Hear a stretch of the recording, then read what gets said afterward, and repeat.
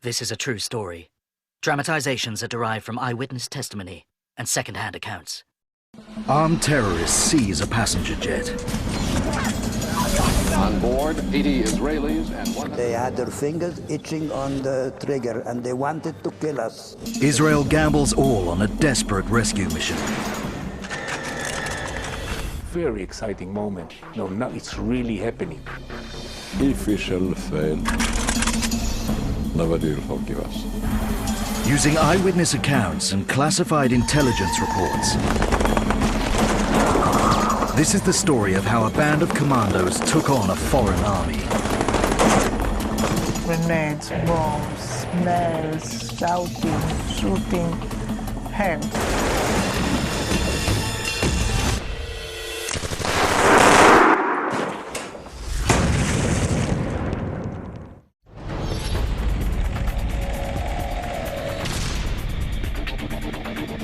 Air France Flight 139 to Paris makes a scheduled stop in Athens to pick up 58 additional passengers.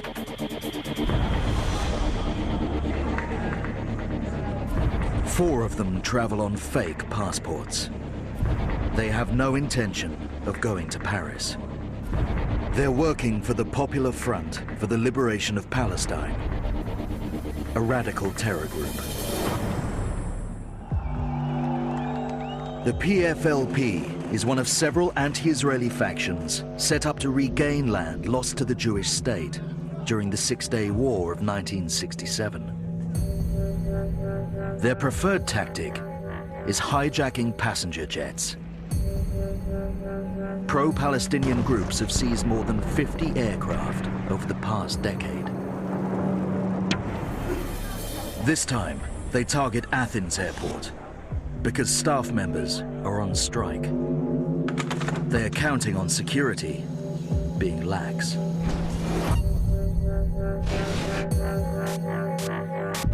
The gamble pays off.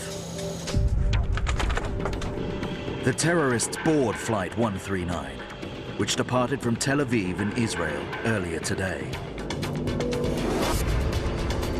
There are 246 passengers on board, many of them Israeli.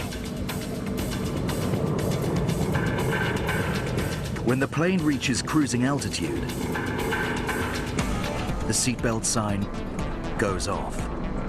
That is the terrorists' agreed signal to strike.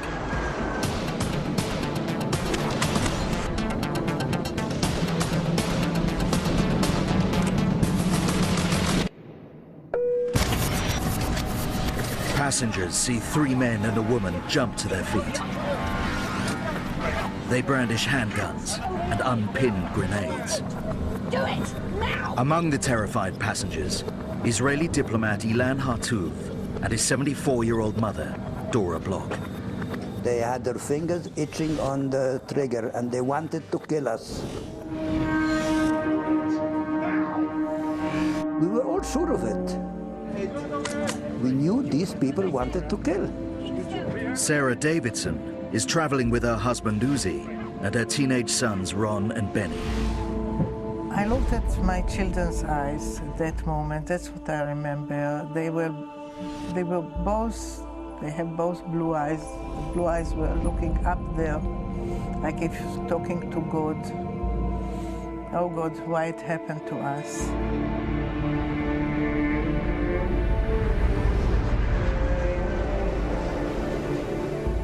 A hijacker storms into the cockpit. He orders the pilot to set the plane on a different course and to kill all radio contact. Air traffic control alerts Israel. Flight 139 has been hijacked. A note is delivered to Israel's Prime Minister, Yitzhak Rabin. This is actual archive footage of the moment he receives the news.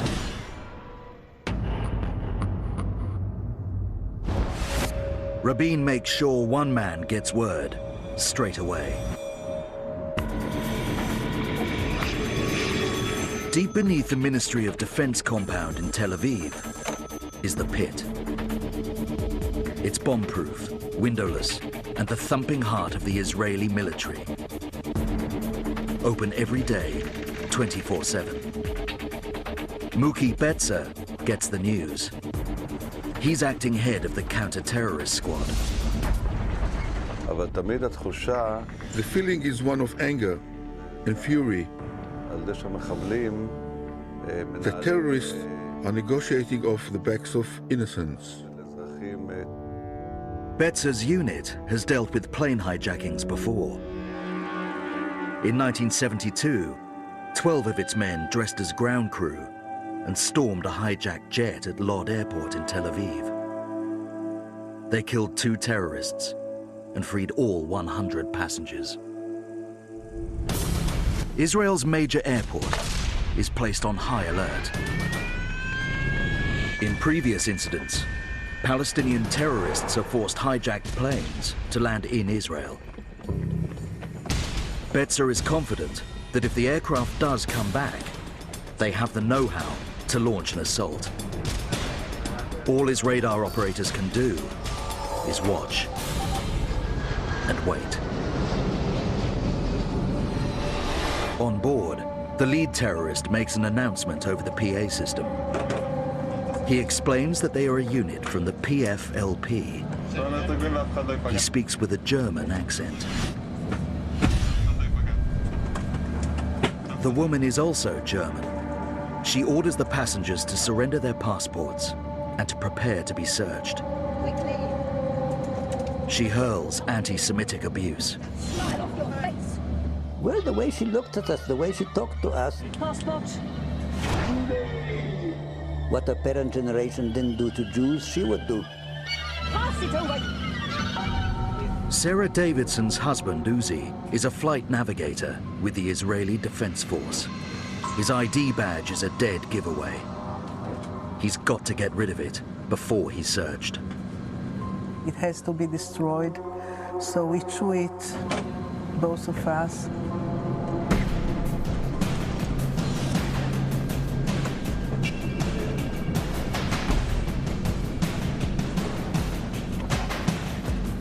They squeeze the chewed-up pieces of badge into a used cola can. Passport. Come on, where is it? With seconds to spare.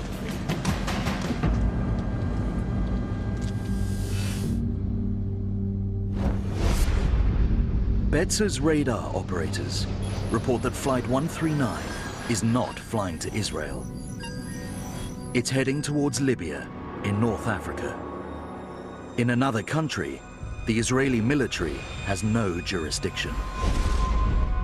2.5 hours after it was hijacked, the jet lands at Benghazi Airport. Libya is a supporter of the Palestinian cause. The terrorists send a request to President Muammar Gaddafi to refuel. The passengers suffer in sweltering heat for hour after hour. One, Patricia Martel, says she's pregnant and fears losing her baby. The terrorists release her. Finally, after 7 hours, the plane, 42 tons of fuel heavy, takes off. Destination unknown. The freed woman is flown home to London. Israel sends an agent to debrief her. The woman confirms that a radical Palestinian faction has hijacked the plane, and that 2 of the 4 terrorists are German. She picks them out of an intelligence file. The unit identifies them as members of Baader Meinhof, an extreme German terror group. For Betzer, this is chilling news. It means that extremist groups are joining forces to attack Israel. He still doesn't know where they're taking the hostages, or why. Late June 1976. News breaks the Palestinian terrorists have hijacked a passenger jet. Good evening. An Air France jet was hijacked by Palestinian guerrillas today. On board, some 80 Israelis and 157 other passengers. For those with relatives on the flight, it is a waking nightmare. French-Israeli Robert Maimoni's only son, 19-year-old Jean-Jacques, is amongst the hostages.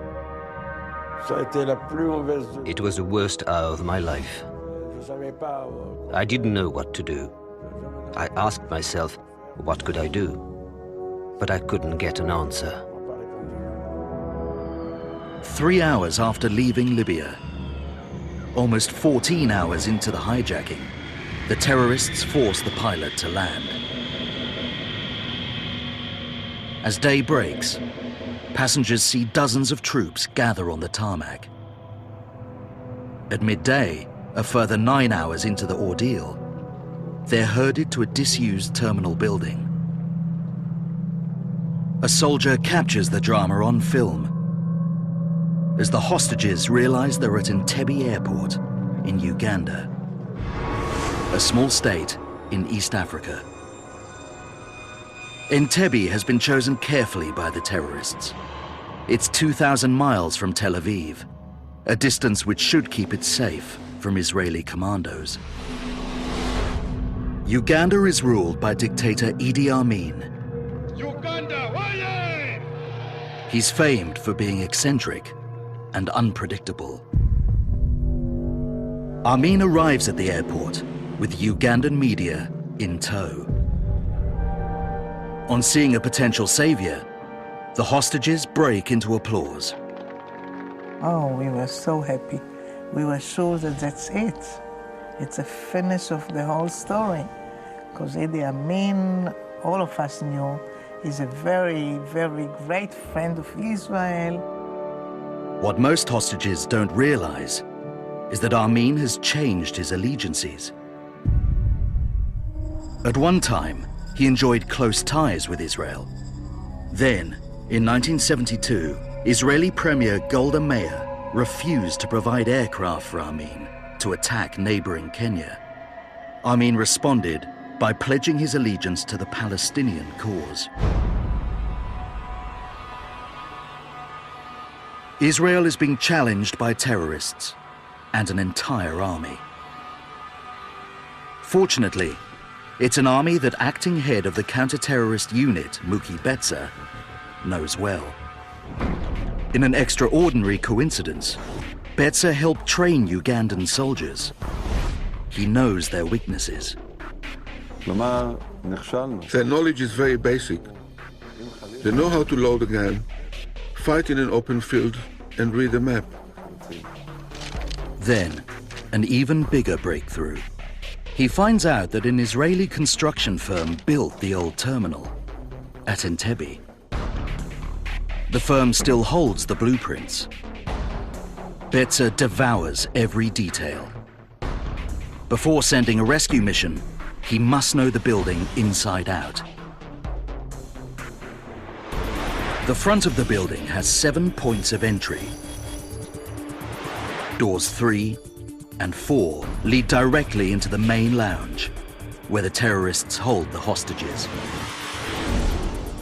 Monday night, the passengers are forced to sleep on the floor with the lights left on. 5 p.m., day 3. A telegram from the terrorists reveals their demands. They want dozens of jailed terrorists released, like Japanese extremist Kozo Akamoto, who carried out a massacre at Israel's Lod airport in '72, and Archbishop Capucci, who smuggled weapons to terrorists in the Middle East. They set a deadline of Thursday, 2 p.m. This gives the Israelis 45 hours to respond. If their demands aren't met by then, the terrorists will start shooting hostages. Publicly, military commentators insist that Entebbe is too far away for Israel to launch a rescue. We don't have any military solution. It has to be solved on the political side first. Relatives know Israel will never negotiate with terrorists. the situation looks hopeless. Hostages watch Ugandan soldiers smash through a partition wall. The German woman inspects the seized passports. She calls out names and directs hostages into the makeshift room. Terence Johnson. The passengers realize that the terrorists are separating the Israeli hostages from the non-Israelis. In the concentration camps, this process was known as selektia, or selection. The Nazis murdered Sarah's aunts and uncles during the Second World War. The feeling was kind of a disaster, like a Holocaust again. I never thought that it will happen again after the World War II, such a separation. The terrorists tell the selected Israelis that come the deadline, they will be singled out for execution. Day 4, less than 24 hours to the deadline. Muki Betsa is under pressure. His commander is away on exercise, and Defense Minister Shimon Peres is pressing for a military option. The unit insists a raid isn't an option yet. It can't send men into an unknown situation. Betsa needs more information about the terrorists' weaponry and tactics. Defense Minister Shimon Peres realizes he must buy more time for Betsa. Peres discovers that Armin wants to use the crisis to boost his standing as a world leader. The Israeli decides to turn this to his advantage. I thought, well, he was a guy that we can play a little bit with. Because they told me many stories about him. They told me that he's looking for world glory. They told him that if he will help us to save the hijacked people, he may get a Nobel Prize, which immediately appealed to his old dreams. Day 5. 3 hours to the deadline. Israel steadfastly maintains its policy of refusing to negotiate with terrorists. For hostages' families, frustration at the politicians boils over. Give the hijackers what they want, they screamed. Just let our loved ones come back alive. Robert Maimoni joins the campaign, urging Israel to give in to the demands. I always hoped that for that price, we could get our son back alive. The terrorists move the Israeli hostages back to the main terminal.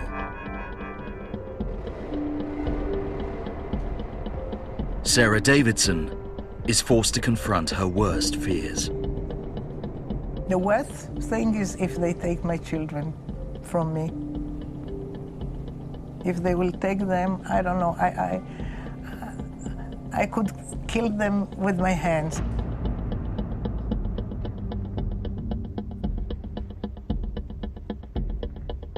I would do anything just to save my 2 children. Something has to give, or innocent people will be murdered. It's minutes until the deadline, when Palestinian terrorists will execute Israeli hostages. The world watches, listens, and prays. In Jerusalem and throughout Israel, Jews were saying special prayers for the safety of the hostages. The families of the hostages take matters into their own hands. They descend upon the Tel Aviv office of Premier Yitzhak Rabin and make a demand of their own. Time was running out, and the fear, anxiety of the relatives of the Israeli hostages spilled out into an angry outpouring of emotion. For Israel's politicians, the pressure is intolerable. With no military option, they announce a U-turn which stuns the world. It will give in to the terrorists' demands. The Israelis are frustrated and resigned. Frustrated because there's nothing they can do to influence the situation except give in to the hijackers, and resigned to doing just that. The news comes as a massive relief for the hostages' families. But they, like the rest of the world, are being tricked by the Israeli government. I have the highest respect for the feelings of the parents. But deep in my heart, I didn't have the slightest hesitation that it is either to release them by force or to lose them. Idi Amin believes he's forced the Israelis to back down. In his own mind, he's negotiated a peaceful resolution which will earn him the respect of the world. He persuades the terrorists to extend the deadline to Sunday, 1 p.m., in 72 hours' time. Then, Israel's bluff pays off beyond their wildest dreams. Those pro-Palestinian extremists who hijacked an Air France jet to Uganda released 100 hostages today before a deadline for death expired.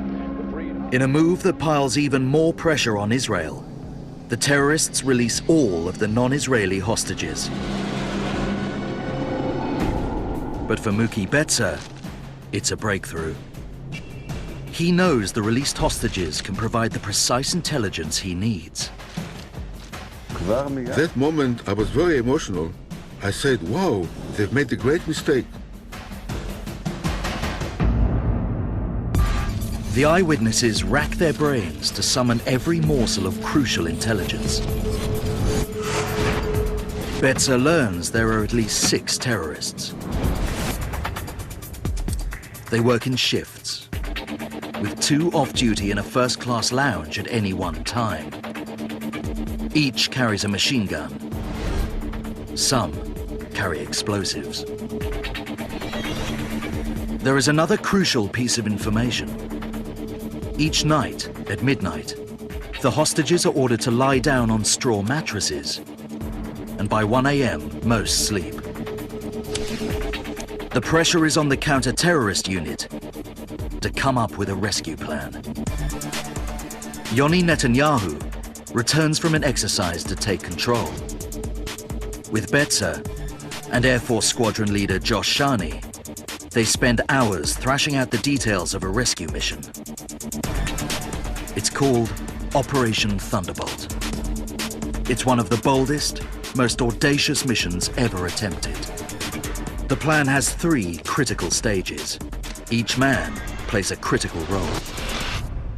Stage 1, the journey. They must get a unit of commandos to Entebbe. This is the task of pilot Josh Shani. Shani will lead a convoy of 4 Hercules C-130 transporter planes on a 2,500-mile route to Uganda. Entebbe Airport consists of 2 terminals. The hostages are being held at the old terminal to the east. 2.4 kilometers to the west is the new terminal. The plan is for the 4 Hercules to use the cover of night to land undetected on this runway. Shani must land first. The other 3 Hercules will touch down 7 minutes later with backup and supplies. Shani has been warned that the runway lights will most likely be off. In other words, he must land virtually blind. This maneuver isn't in the handbook. Now, can you imagine that if the terrorists will be alert, they can start shooting, they can kill everybody in 5 minutes. Stage 2, the transfer. Once the lead Hercules lands, 30 commandos must get to the doors of the terminal in total secrecy. It's a 2-kilometer journey. Over 100 Ugandan soldiers stand guard on the tarmac, outside the terminal, and on the control tower. Muki Betzer comes up with an outrageous idea. They plan to get from the Hercules to the terminal by posing as a Ugandan military escort. Betzer recalls how Amin and his army chiefs are driven about in large black cars, pursued by military jeeps. Ugandan soldiers live in terror of Amin and his generals. When they see such an escort, they let it pass unchallenged. The Israelis are bringing a black Mercedes and 2 Jeeps to Entebbe. Incredibly, they plan to drive them straight past the Ugandans all the way to the terminal. Stage 3. The assault. Yoni Netanyahu and a small force will take on the Ugandans outside on the tarmac. Meanwhile, teams of 3 will storm through the terminal doors, eliminate the terrorists, and free the hostages. Saturday breaks at Entebbe. It's the day before the deadline. For hostage Sarah Davidson, it's no longer a question of if she dies, but how. For me, I just wanted it to be with no hearts. I didn't want to be wounded and not to get any pains anymore. Just finish my life as it is.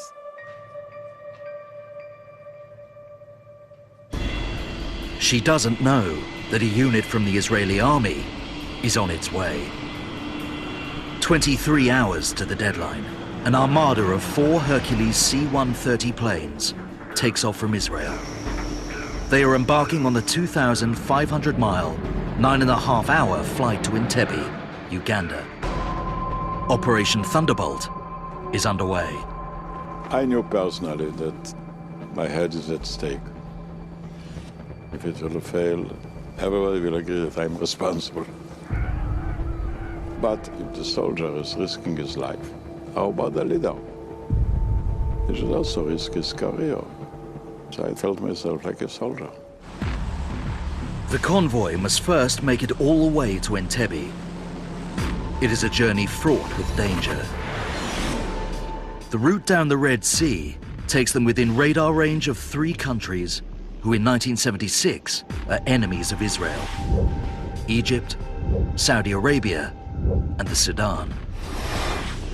To avoid being picked up on radar, they must fly the entire length of the Red Sea, 900 miles, less than 100 feet above the surface of the water. The task weighs heavily on the 30-year-old shoulders of lead pilot Josh Shani. I said, this is it now, this is it. To do it or to be written in the history as the greatest failure in Israeli Air Force, an Israeli military operation.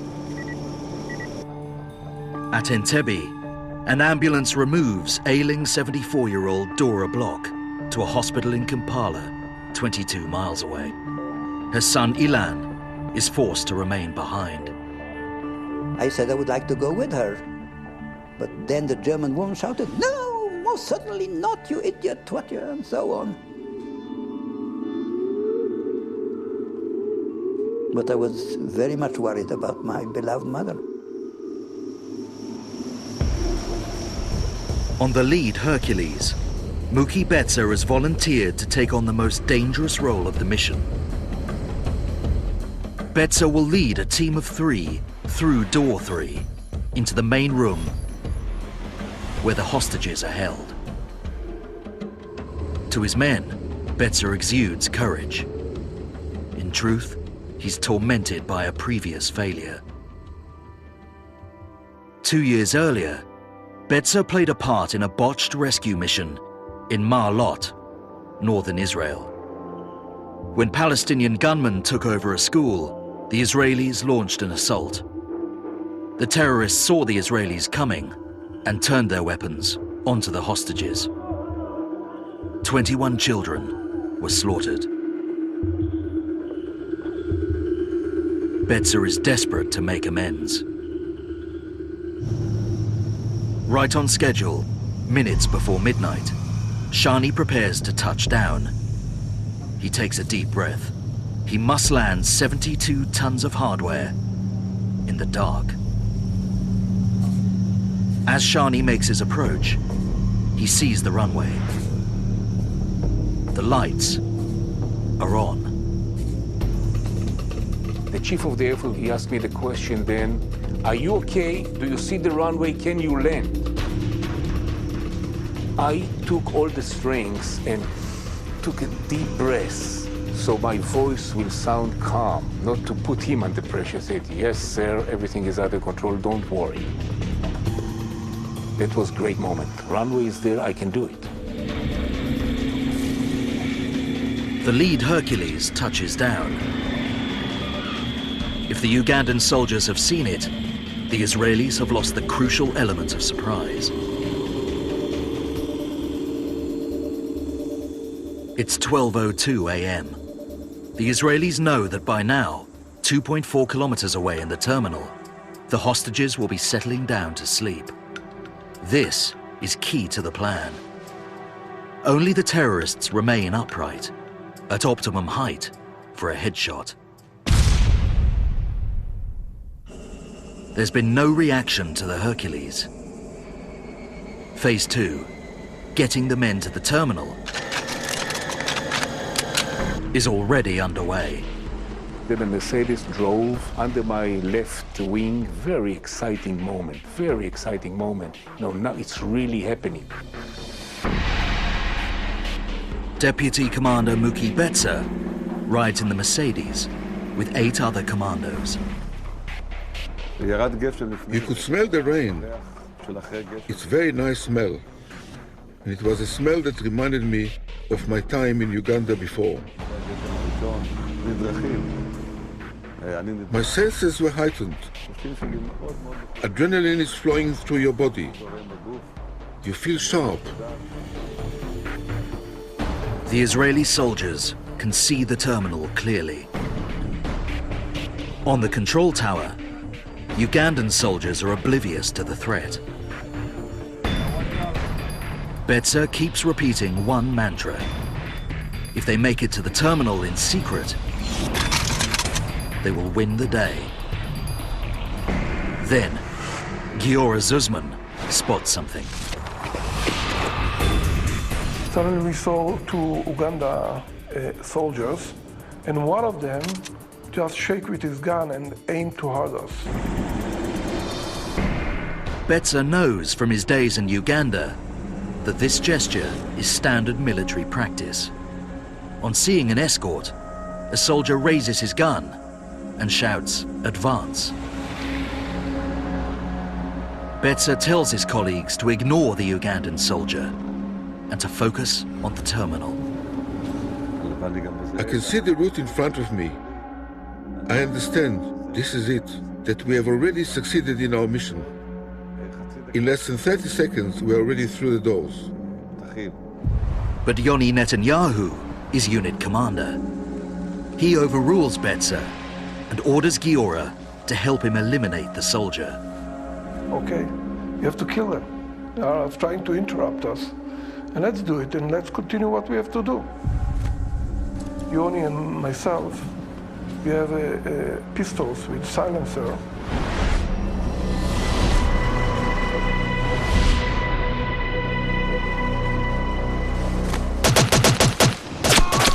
The Ugandan takes several hits. The Israelis believe they've eliminated the threat.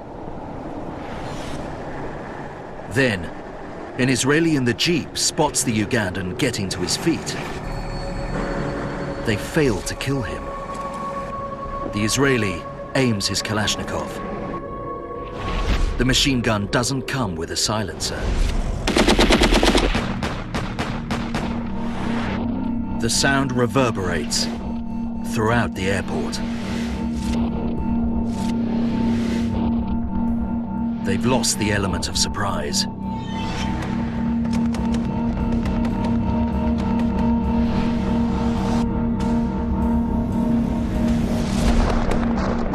The plan is in tatters.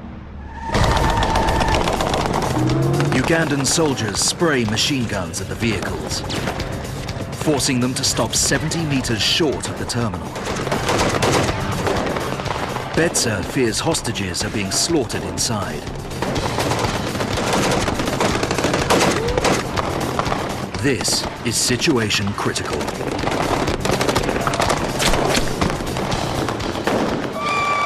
Hostages take cover any way they can.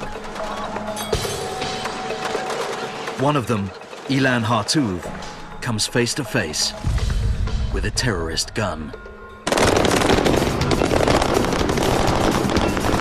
Betzer makes it to the control tower.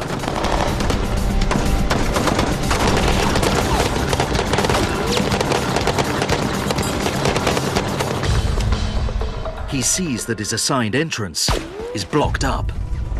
The tragedy of Ma'alot came back to me, and the word Ma'alot, Ma'alot, Ma'alot beat inside my head. I felt it was going to happen again. Betzer knows it's up to him to get the plan back on track. With rounds ricocheting about them, he and his men make a dash for door 4.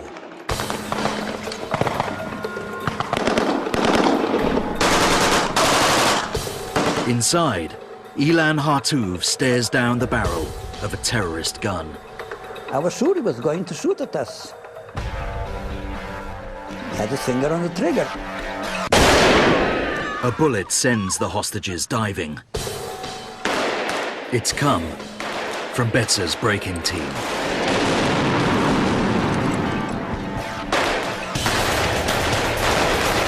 It was shooting all over. Inside, outside, grenades, bombs, smells, shouting, shooting. Hell.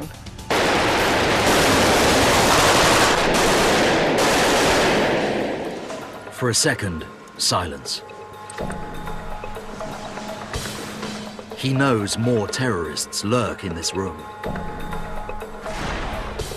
Giora Zuzman leads his break-in team through door 5 towards a first-class lounge where off-duty terrorists rest. They encounter 3 Ugandan soldiers.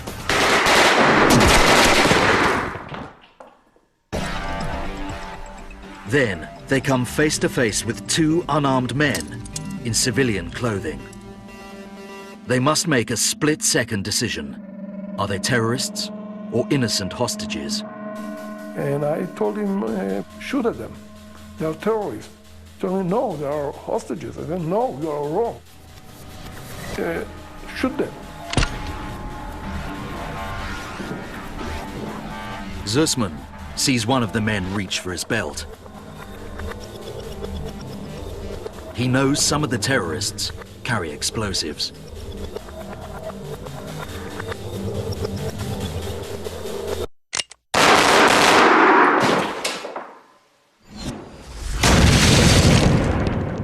On the tarmac, Yoni Netanyahu and his men are struggling to gain the upper hand.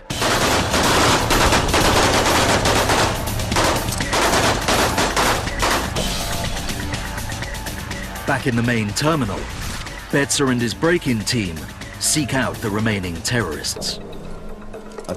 You are even more sharp, and your eyes are scanning every part of the room. And from your elbow to your finger, you are ready to shoot, and you know that the first bullet must hit him before he shoots and kills you.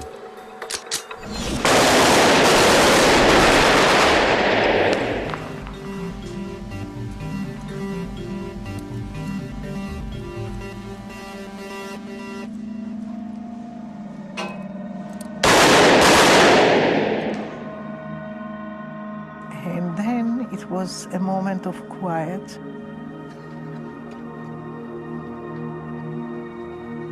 And somebody says in Hebrew, listen, there are some Israeli soldiers here. And I put up a little bit my head, and I saw in front of me standing a soldier. He was standing there with a gun, looking at us and saying, listen, guys, we came to take you home.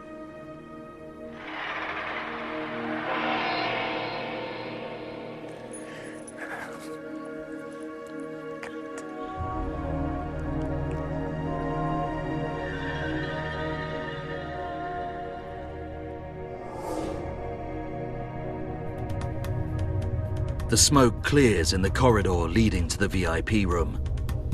The last 2 terrorists are dead. The bullets that killed them only partially detonated their explosives. Zussman and his colleague are uninjured. The Israelis have killed all 6 terrorists and secured the terminal.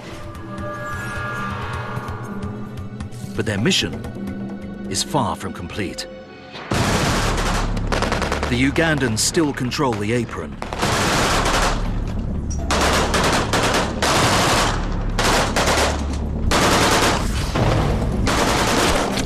An Israeli goes down. It's the commander, Yoni Netanyahu. The Israelis are outnumbered and overwhelmed. The rescue is in crisis. Operation Thunderbolt is 7 minutes old. The Israelis are being outgunned by Ugandan soldiers. Muki Betsa steps up to take charge as the commander, Yoni Netanyahu, is down. The other 3 Hercules land with 200 soldiers. Betsa orders an all-out assault. I ordered the men to come and attack them with rockets, RPGs, small arms, automatic rifles, with everything we had.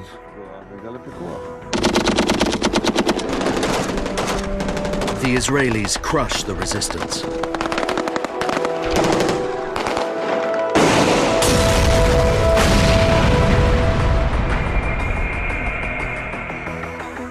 "20 Ugandan soldiers lie dead."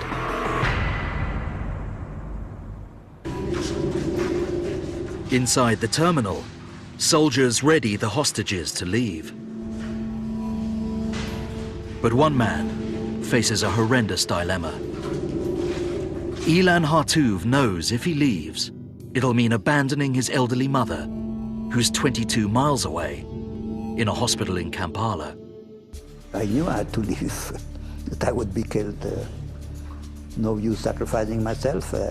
I couldn't help my mother. I only hoped they would find a way to save her, to do some trading with Idi Amin and to save her. 59 minutes after pilot Josh Shani landed the first Hercules, the convoy takes off with the freed hostages. It was one of the greatest moments of my life because you know we did it. The hostages are free. They're flying home. News of the rescue breaks while the planes are still flying back to Israel. This is Israel broadcasting from Jerusalem.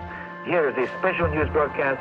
All the hostages held for more than a week by Arab terrorists in Entebbe, Uganda, have been rescued and are being flown home by the Israel army. As the planes refuel in Nairobi, the troops learn that Yoni Netanyahu, their inspirational leader, is dead. It was very hard to take. We were close friends. I lost not only a commander, but a close friend. It was on the very rare occasions in my life that I had some tears in my eyes.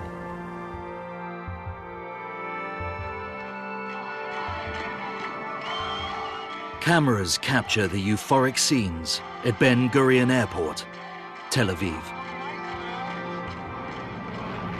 Israel has triumphed against all odds.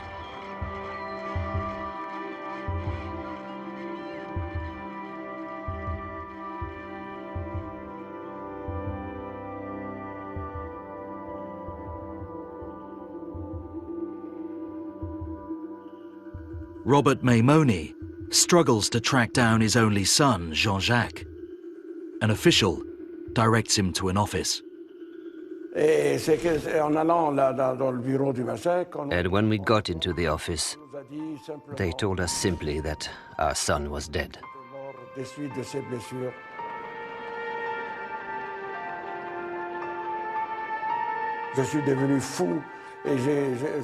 I went crazy, and I was hurling myself at the officials to ask them why. Why did you hide the truth from us? Why didn't you tell us the truth from the start? Although they knew that he was dead, Before they transported him, he was already dead. Jean-Jacques Maimoni was shot dead at Entebbe.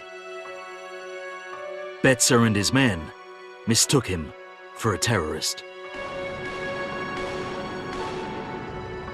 Here occurred a tragic situation where in his enthusiasm that the army had arrived, he jumped in happiness, but it was a horrible accident.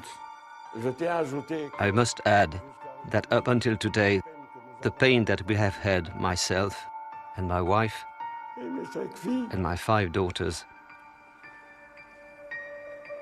has shadowed us with great sadness for 30 years.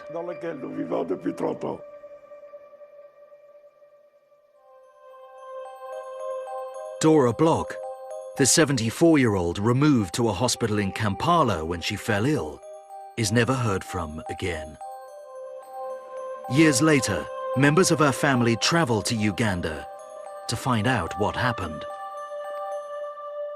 As soon as Idi Amin heard that she was left after we were saved, he commanded his murder gangs and took her out of the hospital and killed her. And of course, we later knew where her body was dumped. So after Amin was toppled, we could get back her body to Israel to be buried near my late father.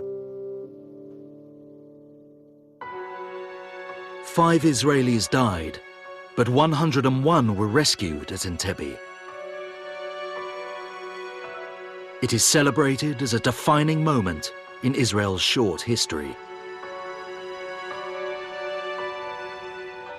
In the space of 59 minutes, one small nation showed the world that terrorism can be defeated.